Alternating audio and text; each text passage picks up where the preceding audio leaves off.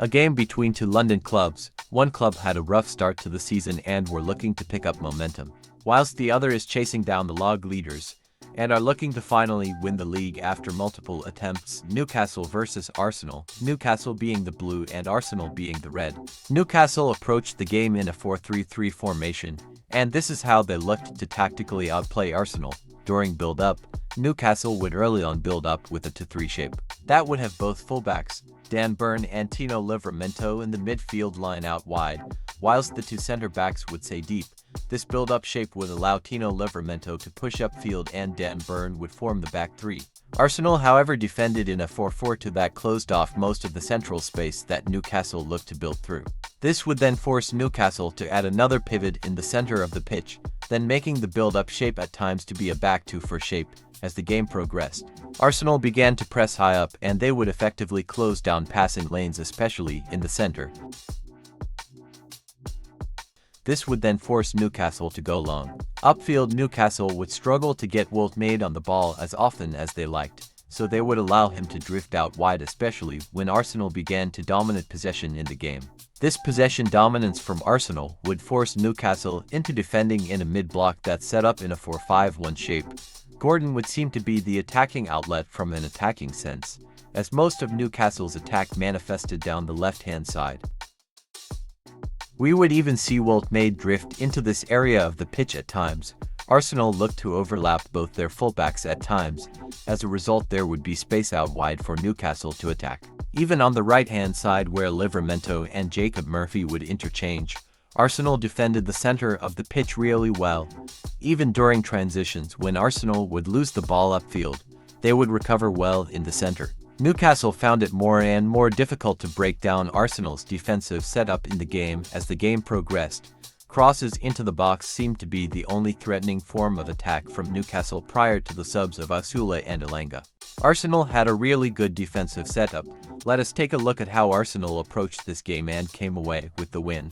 Arsenal approached the game in a 4-3-1 formation.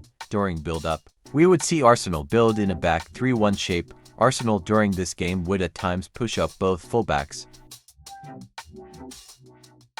In order to maintain defensive solidity at the back, they would have Martin Zubimendi at times drop into the back line, or Declan Rice. This tactical decision from Arsenal meant that whenever Newcastle would look to attack on the transition, they would find it incredibly difficult to do so in the center of the pitch due to this defensively solid setup. Calafiori would push upfield either overlapping or underlapping. The same would take place on the right-hand side of the pitch. Newcastle's defensive setup would deny Arsenal sufficient time and space on the ball centrally. It was only when Newcastle would be deep in a low block where we would see the likes of Eberechi as finding space, as he would float outside this defensive shape. As a result, Arsenal would focus attacking out wide, looking to beat the Newcastle players in 1v1 situations and play crosses into the box. This is how they were able to score the goals that won them the game, as these goals stemmed from set pieces out wide.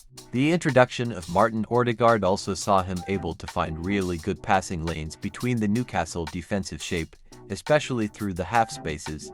These passes would then be found by Arsenal players making runs in behind, further destabilizing Newcastle's defensive setup. Newcastle, in a matter of attempting to cope with Arsenal's improving attacking prowess, would then begin to defend in a 5-4-1 shape. They even subbed on Asula and Anthony Elanga.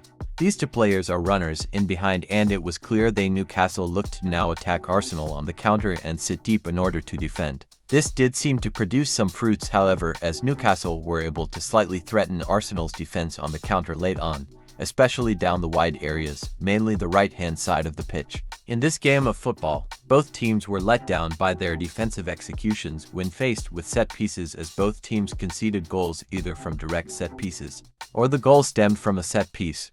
Crosses, to be specific. Other than this fact, both teams were well set up tactically and seemed to well execute their game plans.